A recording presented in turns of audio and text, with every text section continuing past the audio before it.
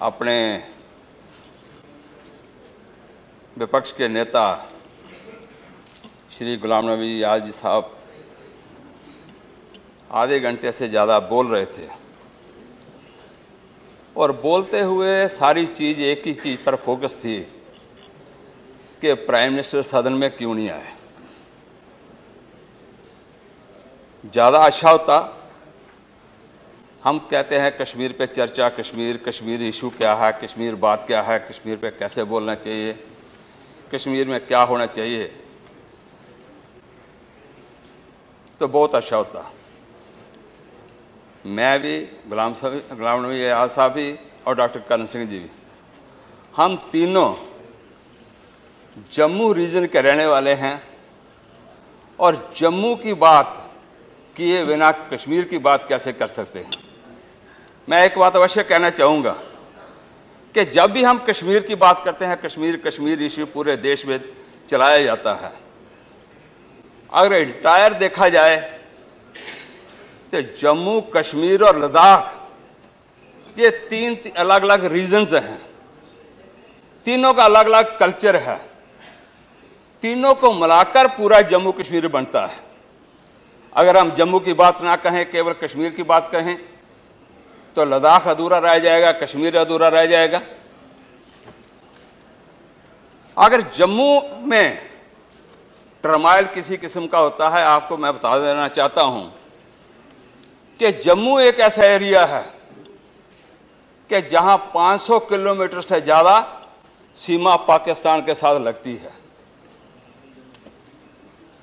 पाकिस्तानी हर दिन नित्य प्रतिदिन कोई ना कोई वहां पे वारदात करता रहता है,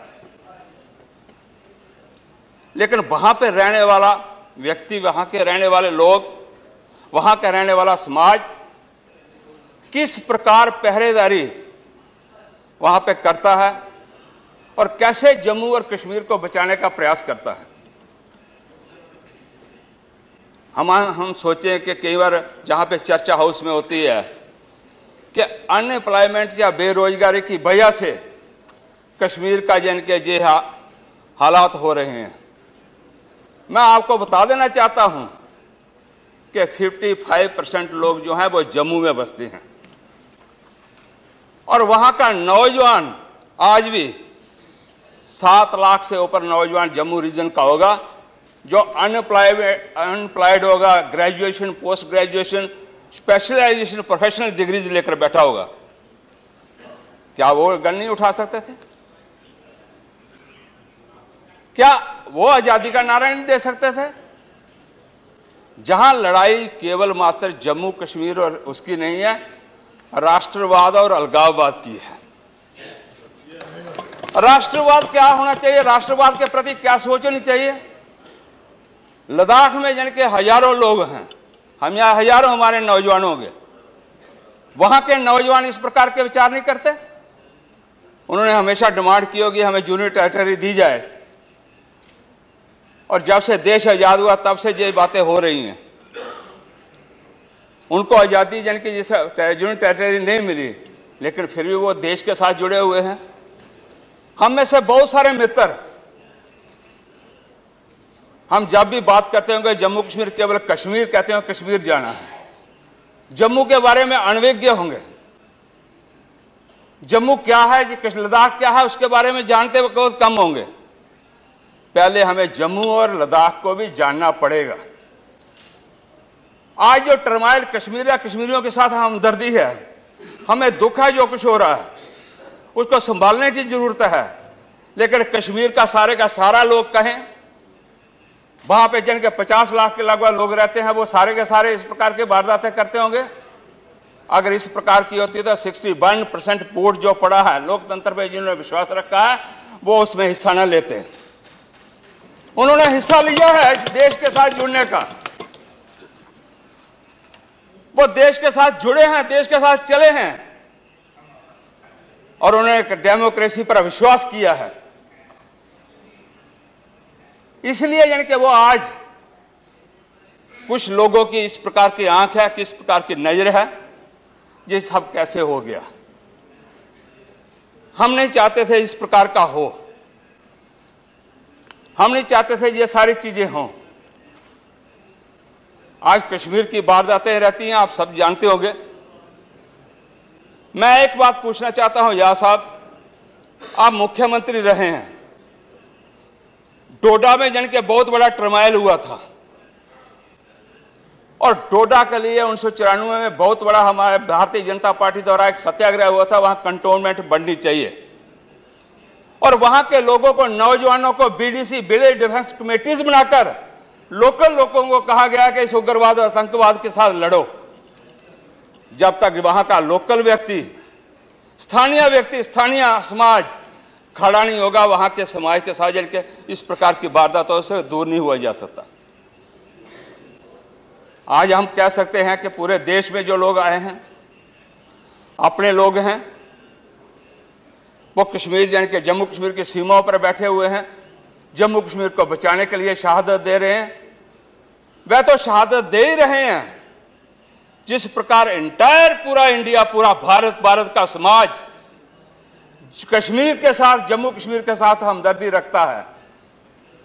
इस हमदर्दी की वजह से जम्मू कश्मीर अपने साथ लगा हुआ है। उनकी भावनाओं के साथ हम कभी भी खिलवाड़ नहीं कर सकते, कभी खिलवाड़ होते हुए देख नहीं सकते।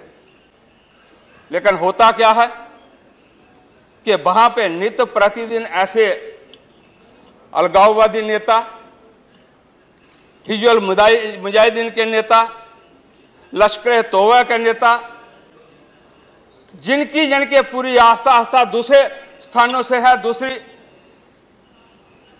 जगह से जिनके प्रेरणा लेकर वो कार्य कर रहे हैं, क्या वो अपनी प्रेरणा को चलते हुए समाज को, जिनके इस देश को अपना जोड़ने देंगे? मैं तो चाहता हूं कि हाउस बैठकर सब विचार करें, सब सोचे। ये जो आज टर्माइल खड़ा हुआ है, उस टर्माइल का उसका कारण क्या है, उसके बारीकियों में जाने का प्रयास करें। जम्मू कश्मीर आज से नहीं, शायद बहुत सारे लोगों को पता नहीं होगा, हमारे महाराजा धीराज डॉक्टर करण सिंह जी जहां बैठे हैं, पूरा देश जब गुलाम था, गुलामी की जंजीरों में जकड़ा हुआ था और 15 अगस्त को जब आजाद हुआ, लेकिन जम्मू कश्मीर कभी गुलाम नहीं रहा। जम्मू कश्मीर गुलाम नहीं था उससे पहले। वहां महाराजा हरि सिंह जी की हुकूमत थी, जो डॉक्टर साहब के पिताश्री थे, और उन्होंने वहां के समाज को किस प्रकार एक माला में पिरोकर रखा, कैसे पूरे समाज को साथ चलाने का प्रयास किया, कैसे वहां पे डेवलपमेंट हो, उस प्रकार का विचार किया। आज हम छुआछूत का मुद्दा लेकर केवल चलते हैं। सबसे पहले महाराजा हरि सिंह जी थे, जिन्होंने एक यानी कि दलित व्यक्ति को लेकर मंदिर में जाकर कहा कि तुम पूजा मेरे साथ करो। वहां के पुजारी ने कहा मैं नहीं आने दूंगा। वहां के पुजारी ने कहा मैं ऐसे नहीं आने दूंगा। उन्होंने कहा मैं पुजारी को उठाकर बाहर फेंक सकता हूं, लेकिन ये दलित मेरे साथ पूजा करने के लिए जाएगा। ये वो धरती है जम्मू कश्मीर। जम्मू का समाज इस प्रकार का, हमारे महाराजा से ये प्रेरणा हमें मिलती है। वहां आज जाओगे कभी छुआछूत आपको दिखेगी नहीं। कारण क्या है कि जिस प्रकार का संस्कार और संस्कारों से जुड़ा हुआ वहां का समाज, वो समाज आज जीवता है। संस्कार समाज कभी ये नहीं चाहेगा कि हम अलग हों। आज कश्मीर की बात करें, मैं आजाद साहब अच्छी प्रकार जानते होंगे, वहां गुज्जर बकरवाल होंगे, वहां कोई लड़ाई नहीं। वहां पे यानी कि पहाड़ी क्षेत्र है, वहां पे कोई लड़ाई नहीं। चंद खित्ते में थोड़ा सा समाज, थोड़े से बंधु, चंद लोग जो हैं इस लड़ाई को लड़ना चाहते हैं, इस लड़ाई को करना चाहते हैं। वह भी अलगाववादियों के हाथों जो खेल रहे हैं, वो खेलने की वजह से आज अगर पूछा जाए कश्मीर अगर जाओगे अब सड़कों पे, कभी आपको पत्थर नहीं मिलेंगे। वह पत्थर आते कहां से हैं? पत्थर लाने वाले कौन व्यक्ति हैं? और उन बच्चों को पत्थर देने वाले कौन व्यक्ति हैं? मैं कहता हूं कि जिस प्रकार के वहां यानी कि हजारों रुपया ट्रालियों द्वारा, ट्रकों द्वारा दिए जाता है, रात को आप पत्थर फेंक दो और सुबह आकर बच्चों को कहते हैं रशे ये पत्थर उठा लो। लेकिन उन अलगाववादी नेताओं से एक बार तो पूछा जाए, जिन बच्चों के हाथ में यानी कि आज किताब चाहिए, जिन बच्चों के हाथों में आज लैपटॉप चाहिए, जिन बच्चों का भविष्य जो है उज्जवल बनना चाहिए देश को आगे बढ़ाने के लिए, जिन बच्चों का भविष्य बनना चाहिए कि उसका कैरियर इनके खड़ा करने के लिए वो आने वाले समय में अपने आप का निर्माण कर सके, वो निर्माण नहीं कर पा रहे। ये हमें चिंता का विषय होना चाहिए कि उन बच्चों को कैसे संभाला जाए। लेकिन जब चीजें बढ़ती हैं तो बढ़ने के बाद वहां पे लगता है कि किस प्रकार का मंशा और किस प्रकार की सोच नित्य प्रतिदिन आगे बढ़ रही है। इस सोच को सारा समझना पड़ेगा। और 1947 से लेकर आज तक सारा लेखा जोखा जब देखा जाए, जे आज सलाउद्दीन है बहुत बड़ा इनके नेता बना हुआ है, वह कश्मीर से उठकर इनके वहां पे गया था। शायद एजाज साहब जानते होंगे कि 1987 में उसने कश्मीर में से चुनाव लड़ा था। वह केवल क्लीन शेव था, लेकिन वो हार गया था। हारने के बाद उसके मन में कैसे आया, क्यों हारा, वो उसके पीछे बहुत बड़ी दास्तां है। उस सच्चाई को मैं खोलना नहीं चाहता। ये उग्रवाद पनपा तो पनपा क्यों, ये अलगाववादी नेता आगे बढ़े तो बढ़े क्यों, उसके कारण को खोजना पड़ेगा। और कश्मीर को जिनके आज जिस प्रकार की दलदल में फेंका गया, कश्मीर को जिस प्रकार का आज बनाया जा रहा है, मैं बंधु आपसे एक निवेदन करना चाहता हूं। इसलिए जब भी आप विचार करो कश्मीर, वह केवल कश्मीर नहीं, जम्मू कश्मीर और लद्दाख है। जब से यह सरकार आई है, सबसे पहले आपने अगर देखा होगा तो वातावरण बिल्कुल शांत था, महरूम। हमारे मुफ्ती साहब वहां इसका नेतृत्व कर रहे थे, जहां वहां के मुख्यमंत्री थे। और उनकी मंशा हमेशा ये रही है कि देश का, अपने जम्मू कश्मीर का विकास कैसे हो, जम्मू कश्मीर के समाज का उत्थान कैसे हो, जम्मू कश्मीर के नौजवानों को भलाई कैसे हो, जम्मू कश्मीर के नौजवानों का कैरियर कैसे बना सकते हो। इस प्रकार की सोच महरूम मुफ्ती साहब में थी। वो कहते थे, मैं हमेशा कि जब भी मैं पूर्व प्रधानमंत्री श्री अटल बिहारी वाजपेयी से मिलता हूं तो मुझे हर प्रकार की प्रेरणा देते हुए वह सब कुछ मिलता था जो मैं मांगता था। वो वहां के मुख्यमंत्री थे और वो जहां पे प्रधानमंत्री थे अटल जी, और उस समय उन्होंने विकास के राह जो चुनी, और अटल जी ने जो कहा, इंसानियत, जमहूरियत और कश्मीरियत तीनों को लेकर पूरा कश्मीर अवाम जो है वो उसके साथ खुश था। वही जिनकी आवाज आज भी हम लेकर जा रहे हैं। कहा जा रहा है कि मध्य प्रदेश से प्रधानमंत्री जी बोले, जब सदन में नहीं बोले, कम से कम उन्होंने कहा है कि मैं वही आवाज, वही मंशा, वही इच्छा और वही इच्छा शक्ति के साथ चल रहा हूं जो अटल जी ने हमें दिखाई थी। अटल जी की राह पे मैं चले जा रहा हूं। और वहां के समाज को जिस प्रकार की भी जरूरत होगी, वहां के समाज को जैसे भी मुझे बचाना होगा, वह बचाने का प्रयास करूंगा। किंतु क्या हो रहा है कि नित्य प्रतिदिन कोई ना कोई ऐसे कारनामे हो रहे हैं, कुछ ऐसी वारदातें हो रही हैं। उन वारदातों की वजह से ये सारी चीजें हो रही हैं। हमने जब से जन के सरकार संभाली है पिछले 2 वर्षों में, वहां पे 2 एम्स जन के दिए गए हैं, जिसके लिए संघर्ष सेंट्रल यूनिवर्सिटी तो ऑलरेडी जन के कांग्रेस के समय थी, लेकिन बहुत बड़ा संघर्ष जम्मू वालों ने करना पड़ा था और जिसकी वजह से मिला था। और अभी भी IIT परसों ही हमारे प्रकाश जावड़ेकर जी वहां गए थे और खासकर 100 करोड़ कश्मीर के यानी कि IIT कॉलेज के लिए स्पेशल पैकेज देकर आए हैं। हम कश्मीर के बारे में क्यों नहीं सोचते, कश्मीर के उत्थान के बारे में क्यों नहीं सोचते।